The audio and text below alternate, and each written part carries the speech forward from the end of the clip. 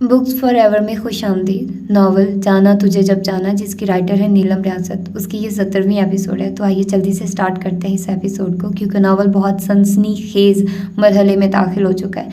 तो देखते हैं कि आगे क्या होता है। बाहर से लड़ने भागने और गोलियों के चलने की आवाज़ें तेज़ी इख्तियार कर गई।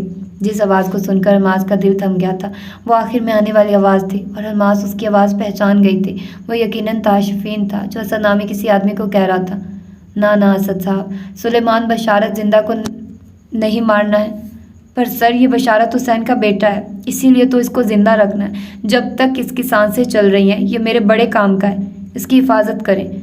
इसके साथ ही अलमास वाले कमरे का दरवाज़ा खुला। कमरे के पर्दे गिरे हुए थे, मुकम्मल अंधेरा था। ताशफीन ने बल्ब जलाया। जो मंजर देखने को मिला, नए सिरे से शदीद झटका लगा। एक कुर्सी से अलमास बंधी हुई थी, जिसके मुंह को काली डक्ट टेप से बंद किया गया हुआ था, और बेड पे पड़ा वजूद अलमास की वालदा का था, जिनके दोनों हाथ पैर बंधे थे। चेहरे पे थप्पड़ का निशान था, मगर मुंह खुला हुआ था।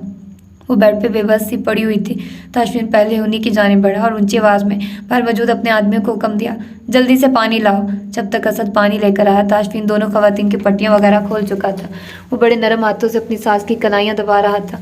जहाँ पे टेप लगाई गई थी उनकी कलाइयाँ सुर्ख हो रही थी। अपने हाथों में गिलास लेकर न सिर्फ उनको पानी पिलाया, बल्कि उनके बिखरे हुए बाल सीधे करके सर पे दुपट्टा उड़ाया। अलमास ने मुंह से टेप हटते पहला सवाल ही बच्चों के बारे में किया। ताशफीन, मेरे बच्चे, अल्लाह के करम से वो दोनों महफूज हैं। उनको साथ वाले घर भेज आया हूँ। इधर काफ़ी रश हो गया है, हमें सफाई वगैरह करनी होगी। आप पानी वगैरह पिए, मैं आपको उनके पास ले जाता हूँ। अलमास ने शायद ज़िंदगी में पहली दफ़ा ताशफीन को पूरे गौर के साथ देखा था। वो अभी तक मम्मी की कलाइयाँ सुला रहा था, कभी टखने सुनाने लगता ताई धीमे अंदाज में उनसे पूछ रहा था, आप ठीक हैं? कहिए तो डॉक्टर को बुला लो। मम्मी ने जवाब में सर नफ़ी में हिलाया। मैं ठीक हूँ, मुझे बहुत वहशत हो रही है, यहाँ से जाना चाहती हूँ। आप चले मेरे साथ। मम्मी को सहारा देकर उठाते उसने अलमास को मुखातिब किया, क्या साथ वाले घर की चाबियाँ मिल सकती हैं? बैरूनी दरवाजे लॉक हैं, मेरे बेडरूम में मौजूद अलमारी में पड़ी हैं। उसने अम्मी को असद के हवाले किया। आप इनको लेकर चले, मैं चाबियाँ लेकर आता हूँ। आप लोग प्लीज़ इर्द गिर्द नज़र मत डालिएगा, बाहर काफ़ी गंद पड़ा हुआ है। मैं नहीं चाहता कि आप अपसेट हो। हम 1 आध घंटे तक सफाई करवा लेंगे। उसने जिस गंद का इशारा दिया था, सेटिंग रूम से लेकर बैरूनी दहलीज तक बिखरे खून को देखकर अलमास को अपनी रूह फना होती महसूस हुई। हॉल में सोफे के ऊपर पड़ी लाश देखकर मम्मी की तो चीखें निकल गई। ताशफीन ने उनके गिर्द अपने बाजू का हल्का बनाकर उनकी आंखों के ऊपर कपड़ा कर दिया और उसी तरह साथ लगाए बाहर ले आया। गेट अबूर करते ही उसने उनकी आंखें खोल दी। असद ने आगे बढ़कर सारे दरवाज़ों के लॉक खोले। शहरयार तो माँ को देखकर जैसे जी उठा, मगर अलमास अभी तक रोए जा रही थी। बच्चों को अपनी आगोश में लेकर जो रोई तो आवाज़ में दिल चीरने वाली रकत थी। भाभी, अपने आप को संभालिए, बच्चे मज़ीद परेशान हो जाएंगे। इनको और आपको आराम की ज़रूरत है, और मुझे आपसे कुछ ज़रूरी मालूमात लेनी है। प्लीज़ खुद को संभालिए, हमारे पास वक्त बहुत कम है। मैं 1-2 ज़रूरी कॉल्स करके आता हूँ, तब तक आप कुछ खा पी कर फ्रेश हो जाइए। वो पंजों के बल अलमास के सोफे के करीब बैठकर उससे मुखातिब था। अपनी बात कहकर बाहर आ गया। सबसे पहला नंबर फारिस का मिलाया। निकी बाजी, जी आपको फारिस भाई बुला रहे हैं। निकी अलमारी से कपड़े निकाल रही थी, हाथ वहीं थम गए। गर्दन मोड़कर हमसायों के बच्चे को देखा। कहाँ? वो अपने घर के पास खड़े हैं। निकी को तो चढ़ तप गई। कमरे में मौजूद मेहमानों का ख्याल करके नीचे आवाज़ में बोली, तुम जाओ, मैं आती हूँ। करती हूँ मैं इससे मुलाकात। शोखा कहीं का आया बड़ा बात सुनाने वाला। कपड़े वगैरह अपनी भाभी के हवाले करते हुए वो सीढ़ियों की जाने बढ़ गई। पीछे से पुप्पी ने आवाज़ देकर पूछा, अब कहाँ को चल पड़ी हो? वक्त भागा जा रहा, अगले घर कहा हुआ है, 12 बजे से पहले बारात पहुँच जाएगी। अम्मा, कहाँ देखा बारात इतनी जल्दी पहुँची हो? 12 बजे तो 2:30 बजे से पहले कहीं नहीं जाने वाले। तेरा यही इरादा है तो घर पे ही रहना। 11:15 हो गया और ये लड़की अभी तक वही वैसे ही सर झाड़ मुंह फाड़ फिर रही है। न जाने किन कामों में मसरूफ़ है। वो सुनी अनसुनी करती ऊपर आ गई। साथ साथ मिली मुंडेरों को अबूर करती मतलूबा घर तक पहुंची। गुस्से में स्पीड 2 गुना हो गई थी। फूली हुई सांसों के साथ हॉल में दाखिल हुई और जुगन को आवाज़ दी, जुगन किधर हो तुम? बाहर आकर अपने देवर की शिकायत ले लो। बालों पे रोलर लगे हुए थे, चेहरे का आधा मेकअप अभी रहता था, मगर वो हैरान से अपने कमरे से निकल आई। अब क्या हुआ है? बुलाओ उस लफंगे को और पूछो उससे। किसकी बात कर रही हो? उसी की जिसके साथ तुम लोगों ने मेरे नसीब फोड़े हैं। हाय, उस बेचारे ने क्या कर दिया जो यूं लाल पीली हो रही हो? उसको बेचारा तो हरगिज़ मत बोलो, एक नंबर का लफाटिया है। हजूर ने मेरे घर पे पैगाम भिजवाया, तुम उसकी जुर्रत देखो ज़रा, कैसा पैगाम? साहब ने कहा है आकर मेरी बात सुन जाओ। ना मैं पूछती हूँ, 26 साल मेरी उम्र हो गई, आज से पहले तो कभी उसने हमारे घर यूँ पैगाम नहीं भिजवाया। अब क्या सोचकर उसने ये हरकत की है? वो जो बाहर गली में खड़ा होकर उसकी राह देख रहा था, घर से उठती उसकी आवाज़ सुनकर अंदर आ गया। निक्की की बात पे खामोशी इख्तियार न रख सका, यही सोच के अब तुम उस घर में मेरी अमानत हो। अगर याददाश्त पे जोर डालो तो ज़्यादा पुरानी बात नहीं, अभी कल शाम ही हमारा निकाह हुआ है। मेरे साथ तमीज़ से बात करो। भूल ना जाना मैं तुमसे पूरे 3 साल बड़ी हूँ। मुझसे बड़ी हो? हाँ, पूरे 3 साल। निकी को एहसास ही ना हुआ कि जुगन उन दोनों को अकेला छोड़कर अपने कमरे में जा चुकी थी। फारिस उसके करीब आया। निकी की घोरी मजीद तेज़ हुई। वो थोड़ा और करीब आया और डटकर उसके सामने कुछ यूँ खड़ा हुआ कि निकी की पेशानी फारिस के सीने से मस हुई। वो एकदम पीछे को हटी, मगर फारिस ने उसकी कमर में हाथ डालकर उसके इरादे को पूरा होने से रोक दिया। हाँ तो ज़रा दोबारा बताना, कितने साल बड़ी हो? ये जो तुम दिन दहाड़े गुंडागर्दी कर रहे हो, इसका अंजाम अच्छा नहीं होगा। अल्लाह करे मामू ही आ जाए ताकि उनको इल्म हो उनका बेटा कितना वो है। मेरे अब्बा को तो इल्म था कि उनका बेटा इस लड़की के मामले में कितना वो है, इसलिए उन्होंने मेरी तुम्हारे साथ शादी करवा दी। क्या तुम्हारी अम्मा को मालूम है कि तुम कितनी वो हो? नरगिस का मुंह खुले का खुला रह गया। क्या मतलब है तुम्हारा? वही जो तुम्हारा मतलब था। फारिस मुझसे दूर होकर बात करो। मगर मैंने अभी माउथ फ्रेशनर स्प्रे किया है। उसने अपना मुंह निकी के चेहरे के करीब किया। फारिस की गुस्ताखी पे नरगिस का दिल बेयकीनी और हैरत की ज्यादती से अपनी आम सपेट से 4 गुना तेज भागने लगा, जिसका असर उसके चेहरे की बढ़ती सुर्खी से नजर आ रहा था। चंद पल आंखें फाड़े फारिस को देखे गई, फिर उसको जोर से धक्का दिया। फारिस लड़खड़ाया नहीं, पर निकी को अपनी गिरफ्त आज़ाद कर दिया। वो जिस रास्ते आई थी उसी राह वापस जाने को मुड़ी तो फारिस ने नीम मुस्कुराते लबों से रोका। उसको निकी का ये शर्माया घबराया रूप लुत्फ दे गया था। जो बात कहने को तुम्हें यहाँ आने की जहमत दी है वो तो सुनती जाओ। निकी नहीं रुकी, कामती टांगों से सारी सीढ़ियाँ चढ़कर गायब हो गई। फारिस की तवज्जो मोबाइल की जानिब मबजूल हो गई, जहाँ ताशफीन की कॉल आ रही थी। उसने फौरी तौर पर कॉल को जवाब दिया। हाँ जी सुनाइए, आज कोर्ट में क्या बना? तुम घर पे हो? ताशफीन उनका सवाल का जवाब देने के बजाय नया सवाल किया। फारिस को उसके लहजे में किसी अनहोनी का एहसास हुआ तो वो फ़ोन कान से लगाए घर से निकल आया। जी घर पे ही हो, सब खैरियत? खैरियत नहीं है यार। ताशफीन का लहजा इंतहाई थका हुआ लगा। क्या हुआ है? उन लोगों ने हारिस को अगवा किया हुआ है। फारिस को लगा उसकी समात का धोखा है। किसकी बात कर रहे हो? अपने भाई की और किसकी? हारिस नज़ीर हुसैन की तहवील में है। उसने अलमास और बच्चों को कल रात से ज़ेरे हिरासत रखा हुआ था। मुझसे कितनी बड़ी गलती हुई है। मेरी छठी मुझे लगातार वार्न कर रही थी कि हारिस किसी मसले में है। मैं अपना वहम समझता रहा। यार वो जालिम लोग हैं, बच्चे अब बाहिफाजत हैं। फारिस मसरूफ़ बाजार में खड़ा था, मगर कानों में साए साए हो रही थी। यूँ लग रहा था एकदम से जैसे तन्हा हो गया। ये सोचकर आंखों में नमी आ गई कि हारिस को देखे भी ज़माने हुए थे जबकि वो उसका सगा भाई था। ताशफीन अच्छाई की उम्मीद रखूं। दूसरी जानिब चंद पल खामोशी छाई रही, फिर गहरी सांस भरी और बोला, मेरे अल्लाह ने चाहा तो सब अच्छा ही होगा। क्या पप्पू की बारात अभी तक नहीं गई?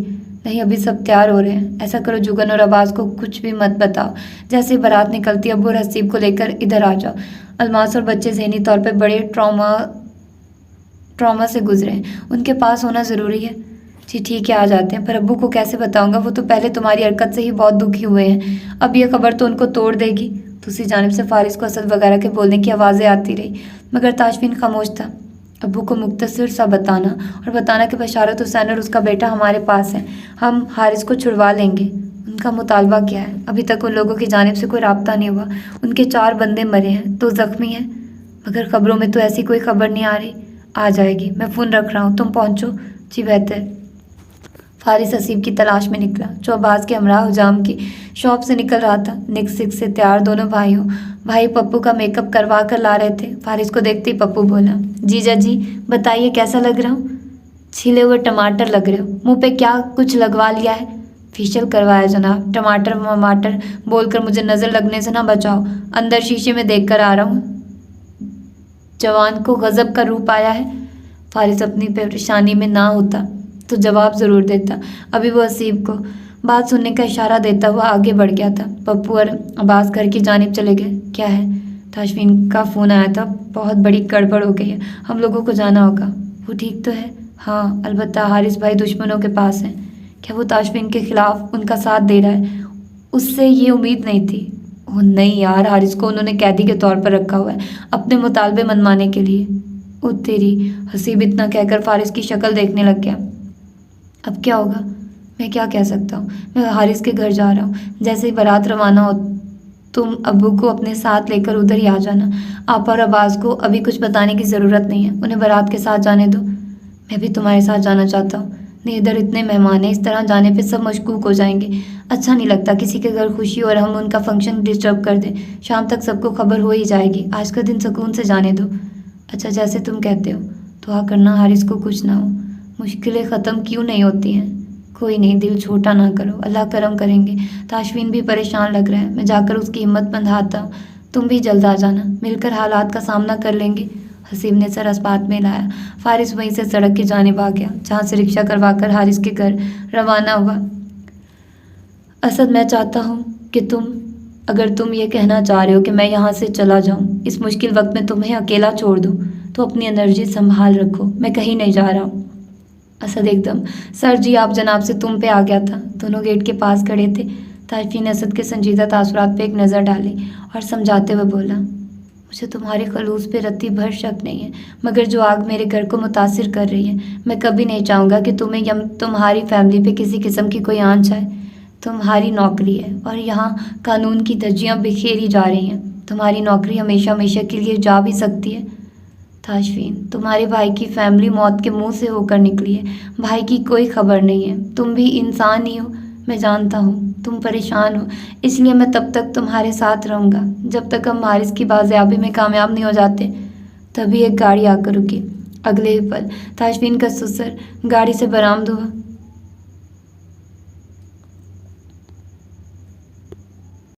माय गुडनेस, मैं कल रात यही समझता रहा कि माँ बेटी की तरफ गई हुई है। कोई नई बात नहीं है, पहले भी कई दफ़ा वो इधर रुकने को आ जाती है, मगर मुझे क्या इल्म था यहाँ ये क़यामत टूट रही होगी। मैं सारी रात सुकून से सोता रहा और मेरे बच्चे यहाँ जालिमों के हाथों अजियत सहते रहे। कहाँ है वो? सब लोग ठीक तो है ना? सेठ साहब की पेशानी पे पसीने के कतरे चमक रहे थे, चेहरे की हमाइयाँ उड़ी हुई थी। ताशफीन ने आगे बढ़कर उनका हाथ थाम कर तसल्ली दी। सर, इस वक्त चारों अफराद बिल्कुल ठीक है।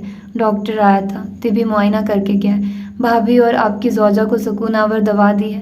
बच्चे भी खाना खाकर सो गए हैं। सारी रात जागते रहने की वजह से उनके असाब चल हो रहे थे। उम्मीद है जब तक जागेंगे बेहतर महसूस करेंगे। या अल्लाह तेरा शुक्र है, मुझे हारिस के हमसाए ने कॉल की थी कि आपकी बेटी के घर से फायरिंग की आवाज़ें सुनी गई हैं। कोई 4 गाड़ियां भरकर आदमी आए थे, अंदर से 4-5 काले बैग्स लेकर गए हैं, जिसका उसको यकीन है कि इंसानी लाशें थी। मैंने उसी वक्त कॉल की मगर कॉल मिली नहीं। वो तो बच्चों के गवर्नेंस ने खुद कॉल कर ली, वरना मैं तो हिम्मत हार गया था कि न जाने क्या हो गया। मैंने हारिस को वार्न किया था, बशारत हुसैन जैसे लोगों के साथ कारोबार हमें सूट नहीं करता है। वो मंझे हुए क्रिमिनल हैं, भत्ते लेने वाले गुंडे पाले हुए हैं उन्होंने। आप परेशान ना हो, सब ठीक हो जाएगा। मैं उन लोगों की जानिब से राब्ते का इंतज़ार कर रहा हूँ। इसके बाद अगला लायामल तैयार करेंगे। आप प्लीज़ अंदर चलें, मुझे आपकी तबीयत ठीक नहीं लग रही है। मैं माहा और शहरयार को देखना चाहता हूँ। हाँ क्यों नहीं, आप दूसरे पोर्शन में चले जाइए, अनम वहाँ पे मौजूद है, वो आपको बच्चों के पास ले जाएगी। अनम कौन है? बच्चों की गवर्नेंस कहाँ है? क्या जुगन नहीं आई है? अनम हमारी ही बंदी है, जुगन घर पे है, वहाँ शादी चल रही है। एकदम से जुगन की गैर हाजिरी पे शकू को शुभात जन्म लेने थे, क्योंकि वो दूल्हे की बहन बनी हुई है, इसलिए उसको मतला नहीं किया है। शाम तक आ जाएगी। गवर्नेंस अपने घर जाने पे मिसर थी, मगर अभी उसको इजाज़त नहीं दे सके, वो भी आराम कर रही हैं। वो खुद ही सेठ साहब को लेकर अंदर आ गया। अनम हॉल में ही मौजूद थी। अनम बेटा, सर को शहरयार और माहा के कमरे तक ले जाओ। जी ताशफीन भाई, पर मैं बताने आ रही थी कि अलमास भाभी उठ गई हैं और मुसलसल रोए जा रही हैं। मैंने उनको नींद की गोली देनी चाहिए, मगर उन्होंने लेने से इनकार कर दिया। ताशफीन मजीद कुछ कहे सुने बगैर अलमास वाले कमरे की जानिब चला गया। दरवाजे पे पहुंचकर दस्तक दी, फिर अंदर सर घुसेड़ा। भाभी, ताशफीन, मुझे मेरे बच्चे ला दो, वो लोग बड़े बुरे हैं। वो आदमी कहता था कि वो मेरा सारा घर तबाह कर देगा। कौन आदमी? वही जिसने 2 दिन पहले फ़ोन किया था। ताशफीन के कान खड़े हुए। क्या कहा था उसने? वो कहता था हमें 40 करोड़ रुपया दो, वरना तुम्हारे शौहर को। ताशफीन के लिए नए इंकशाफ हैरत अंगेज साबित हो रहे थे। क्या उस आदमी ने अपना नाम बताया था? नहीं। क्या उसने आपके फ़ोन पे कॉल की थी या लैंडलाइन पे? घर के नंबर पे कॉल आई थी। आखिरी दफ़ा हारिस के साथ आपकी कब बात हुई थी? 2 हफ्ते पहले। तब वो कहाँ से बात कर रहा था? उसने कुछ जिक्र किया अपनी मसरूफियात का? मुझे तो ये था कि वो दुबई गया हुआ है, इसलिए जगह का नहीं पूछा, पर वो कह रहा था कि बशारत हुसैन के साथ मिलकर खोली जाने वाली फर्म में कम से कम 5 करोड़ इन्वेस्ट करना चाहता है, मगर मैंने उसको मना कर दिया था। आपने क्यों मना किया? मेरी एक दोस्त ने भी इसी तरह किसी के साथ मिलकर एक प्रोजेक्ट शुरू किया था, जिसमें से उसको कुछ मुनाफा तो क्या मिलता, उसके पैसे भी वापस ना मिले। उसके सामने जब मैंने अपने प्लान का जिक्र किया तो उसने मुझे मना कर दिया था। उसका कहना था कि अगर इतने बड़े पैमाने पे कोई काम करना है तो पार्टनरशिप की बुनियाद पे मत करो, कल को मसाइल पैदा होने का खदशा होता है। यही बात मैंने हारिस से की थी। ताशफीन अल्मास की हालत के पेश नज़र सख्त अल्फाज इस्तेमाल नहीं करना चाहता था, इसलिए अपने अंदर उठते तल्ख सवालों का गला घोंटता बाहर आ गया। वरना वो चिल्लाना चाहता था कि कितनी दफ़ा मैंने तुम्हें फ़ोन किया, कितनी दफ़ा पूछा कि हारिस की कोई खबर है तो बताओ, और तुम अब बता रही हो जब पानी सर से ऊंचा हो गया। सामने से आते फारिस के पास वो 2 पल रुका। सबका ख्याल रखना, किचन में फ्रिज के ऊपर ऑटोमेटिक गन पड़ी है, असर दूसरे पोर्शन में होगा, कोई मसला हुआ तो घबराना नहीं है। तुम खुद कहाँ जा रहे हो? मैं FIA के दफ्तर जा रहा हूँ, मुझे देर भी हो सकती है। वो असद को अपना प्रोग्राम बताकर बाहर निकल आया, जहाँ पे गाड़ी खड़ी थी।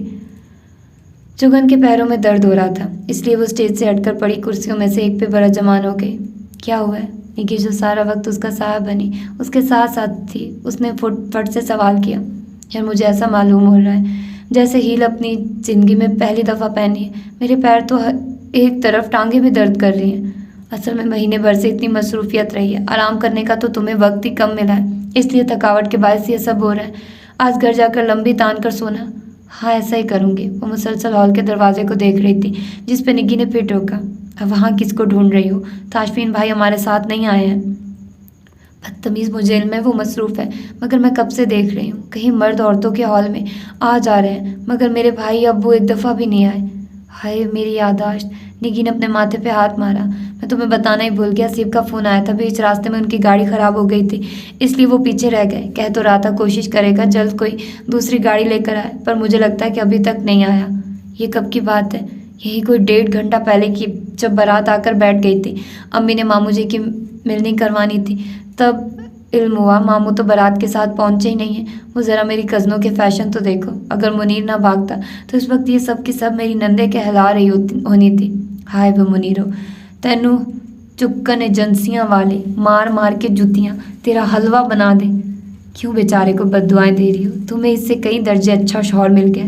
सुगन ये नोट करके हंस पड़ी कि कैसे फारिस के हवाले पे निक्की के गाल लाल हुए थे, पलकें थरथराई थी।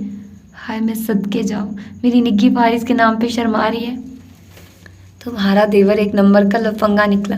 मैंने तो निकाह के लिए इसलिए हाँ कर दी कि मुझसे छोटा है, हमेशा मेरे रोब में रहेगा, पर मैं उसकी मासूम नजर आने वाली शक्ल से धोखा खा गई। आज ही मुझ पे बड़ा दर्दनाक इंकशाफ हुआ है। वो क्या, उसके तो फरिश्ते भी मेरे रोब में नहीं आने वाले हैं। जुगन की हंसी रुकने में नहीं आ रही थी। तुमने हमारे बच्चे की सलाहियतों को अंडर एस्टिमेट किया था। खैर मेरी माँ को अब पता चलेगा कैसा छलावा दामाद मिला है। कल से तो उनके पैर ही ज़मीन पे नहीं आ रहे, जैसे बेटी नहीं ब्याही बल्कि कानून का ख़जाना दरियाफ्त कर लिया। अच्छा चलो उठो, अब बरी दिखाने की बारी है, और तुम्हारी दोरी दोरी रिश्तेदारी है। लड़के की बहन भी हो और भाभी भी, सबसे पहले बरी भी तुम ही दिखाओगे। मैंने ये काम अपनी सारी ज़िंदगी नहीं किया है, ना ही मुझे इसके करने की अकल है, इसलिए प्लीज़ तुम मुझे तो माफ़ ही रखो, और मेरी तरफ से भी तुम खुद ही दिखा लो। यही ड्रामा तुमने देवर को सुरमा लगाने के वक्त भी किया था। क्या फ़ायदा हुआ? उल्टा नुकसान ही हो गया। हमारी बड़ी भाभी ने सोने का सेट बिस्मिल्लाह करके थाम लिया कि जी जुगन को सुरमा लगाना नहीं आता तो मैं लगा लेती हूँ। भाई निक्की ये ज़्यादती है, असल हक भाभी का ही था। अच्छा, उसने अलहदा से मेरी माँ को ब्लैकमेल करके अपने इतने महंगे महंगे 4 जोड़े बनवाए थे और एक शॉर्ट सेट, और अब तुम्हारे वाला भी दबा कर बैठ गई हैं। हाय ये लालची औरतें, इनको जितना मर्जी दे लो फिर भी इनकी आंखें नहीं भरती हैं, और आम तौर पे यही भाभी मेरी माँ को पानी का गिलास तक पूछ कर नहीं राजी। ड्रामेबाज औरत। अच्छा बस करो, क्यों अपना मालनामा ख़राब करती हो? इसके मामलात इसके साथ, तुम्हारे साथ। वैसे मैं हूँ बड़ी खुशकिस्मत। अच्छा जी वो कैसे? भाई पप्पू की बीवी को भी सियासतदान जेठानी मिलने वाली है। तुम्हारी जेठानी तो बारूद की सुरंग, बस एक मेरी ही जेठानी अल्लाह लोकनी है, दिल की साफ, इखलाक की अच्छी। हाय वो क्या कहते, खूब बनेगी जो मिल बैठेंगे सियाने दो। जुगन हंसते हुए पूछने लगी। दीवाने दो तो सुना था, ये सियाने दो किसने इजाद किया? ऑफ कोर्स मैंने। मीरा के अंदाज में ऑफ कोर्स को खींचते हुए बोली तो जुगन ने उसके आगे हाथ जोड़ दिए। मेरी माँ ये मेरे हाथ देख, मैं इस वक्त हंस नहीं सकती, तबीयत बड़ी डाउन हो रही है। तुमने खाना भी अच्छी तरह से नहीं खाया। क्या तुम्हारे लिए खाने को कुछ मंगवाऊँ? हो सकता है भूख लगी हो। मुझे ऐसा लगता है जैसे मेरा पेट पहले से ही बहुत फुल है। खाने की शक्ल देखकर ही दिल उचाट हो गया था। मुझे लगता है थकावट और कल रात की परेशानी ने मिलकर मुझे बुखार में मुब्तला कर दिया है। घर जाकर दवा लूँगी। तुम जाओ, बरी दिखाओ, प्लीज़ मुझे मत घसीटो, मैं यहाँ बैठकर देखती हूँ। आखिर ये क्या रस्म है? चलो, क्या याद करोगी? तुम्हारी इस शक्ल पे रहम खा ही लेती हूँ। जुगन वहीं बैठी रही। निकी की भाभी बरी वाले भारी भारी ट्रंक खोलकर मंगवा कर खोल चुकी थी। सारी खवातीन अपनी नशिस्तें छोड़कर स्टेज के गिर्द इकट्ठी होकर खड़ी हो गई और दूल्हे वालों की औरतों ने बारी बारी बरी के सारे आइटम, कपड़े, जूते, परांदे, रुमाल तक नुमाइश करके हाजरीन को दिखाए। जब तक रुखसती नहीं होगी। जुगन लड़कियों के साथ बैठकर सारी रसूमात देखकर एंजॉय करती रही। रुखसती के वक्त अब्बास उसके पास आया। आपा चलें, भाई लेने आया है। उसने नहीं पूछा कौन सा भाई। थकावट इतनी हो रही थी कि बस शुक्र अदा करती निक्की वगैरह को बताकर अब्बास के साथ निकल आए। जब तक उसने सीट पर बैठकर दरवाज़ा बंद करके अपना रुख मोड़कर ड्राइवर को देखा। गाड़ी रेंगते हुए आगे बढ़ने लगी थी, फारिस या सीप के बजाय। ताशफीन को देखकर उसने खफकी से गर्दन मोड़कर रुख सीधा कर लिया, गर्दन अकड़ा कर विंड स्क्रीन के पार देखने लगी। धीरे दिल में अज़म पुख्ता किया कि इसे बावर कराएगी कि वो ताशफीन के साथ सफ़र मजबूरन कर रही है। भाई, जिस आदमी की अदालत में पेशी थी, क्या उसको सज़ा हो गई है? आवाज़ के सवाल पे सिर्फ ताशफीन ही नहीं, जुगन ने भी चौंक कर ताशफीन की जानिब देखा, क्योंकि उस सवाल के जवाब की उसको भी तलब थी, मगर खुद से पूछने का कोई इरादा न रखती थी। अभी नहीं। ताशफीन की नज़र सामने रोड पे लगी थी। शाम उतर रही थी। सूरज बिल्कुल आंखों के सामने गरूब हो रहा था। ताशफीन की आंखों में रोशनी पड़ रही थी, मगर जहन इस कदर उलझा हुआ था कि सन ब्लॉक पैड नीचे करने का ख्याल ही नहीं था। गाड़ी में हल्की बीट पे म्यूज़िक चल रहा था। हाजी महबूब कवाल पीर महिउद्दीन रहमतुल्लाह अलैह गोलरा शरीफ का कलाम पढ़ रहे थे।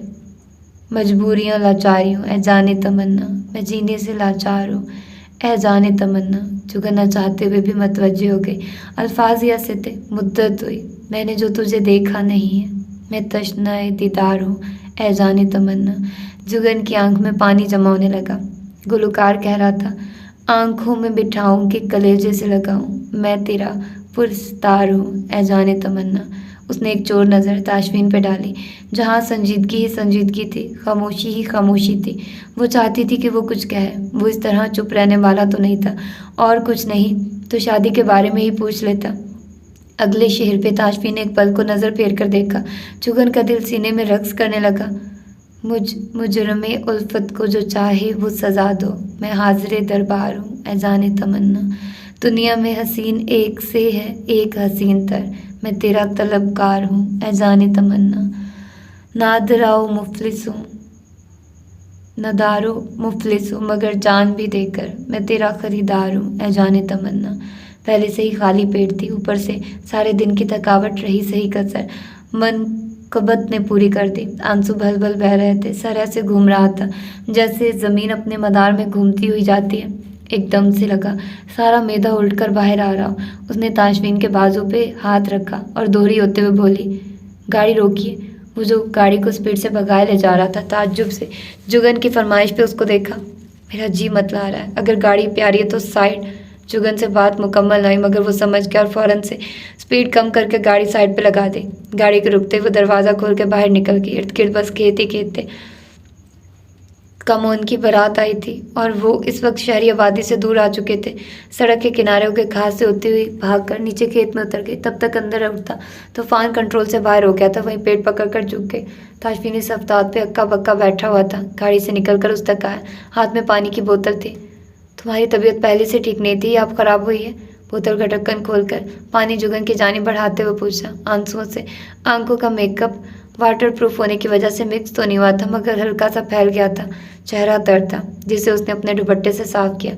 कुछ खाया ही नहीं था तो निकलता क्या, बस जो सुबह से सोडा और पानी पिया था वहीं बाहर आया। कामते हाथों से पानी पकड़कर कुल्ली की और 2 घूंट पानी पिया तो जान में कुछ जान आती महसूस हुई। ताशफीन ने हाथ बढ़ाकर मदद की पेशकश की। आओ चलो। बगैर किसी मज़ाहमत के ताशफीन का बढ़ा हुआ हाथ थाम कर खड़े होकर हाथ छोड़ दिया और जाकर अपनी जगह पर बैठ गई। आप ठीक हैं? हाँ जान, बिल्कुल ठीक हूँ। शायद खाली मैदे की वजह से ऐसा हुआ है। ताशफीन ने अपनी सीट संभालते हुए कहा। मैदा खाली क्यों था? शाम के 6 बज रहे हैं, क्या सिर्फ लंच नहीं किया या नाश्ता भी छोड़ा था? तुम्हारी रंगत से तो लग रहा है जैसे पिछले लंबे अरसे से फाका कशी कर रही हो। क्यों, मुझे क्या तकलीफ़ है जो मैं फाके करूँगी? न लंच मिस किया न नाश्ता मिस किया था। बड़ी खुश हूँ इसलिए डट कर खाती हूँ। ताशफिन गाड़ी को वापस रोड पे ले आया था। ज़ेर लब मुस्कुराहट थी। मैं रास्ते में कहीं रोक कर तुम्हारे लिए खाने को कुछ लेता हूँ, मगर चूँकि तुम्हारी प्रॉब्लम का इल्म नहीं है, अगर तो फूड पॉइज़न हुआ है तो बाहर से खाना लेना फ्लॉप आइडिया। डॉक्टर के पास ले चलता हूँ। मुझे फूड पॉइज़न नहीं है, और इन केस हो भी तो मुझे डॉक्टर के क्लिनिक का रास्ता आता है, खुद चली जाऊंगी। मैं ले जाऊं तो क्या बुरा होगा?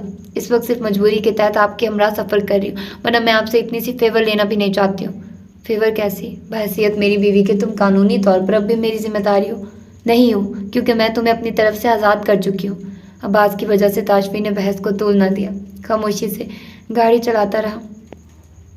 तो ये थी इसकी आज की एपिसोड। और वैसे मुझे आइडिया नहीं है, लेकिन मैं यही कर रही हूँ कि आपको ज़्यादा से ज़्यादा एपिसोड दे रही हूँ, पर ड्यूरेशन बहुत कम कर रही है। तो मिलते हैं इसकी अगली एपिसोड में। अपना ढेर सारा ख्याल रखिएगा। अल्लाह हाफिज़।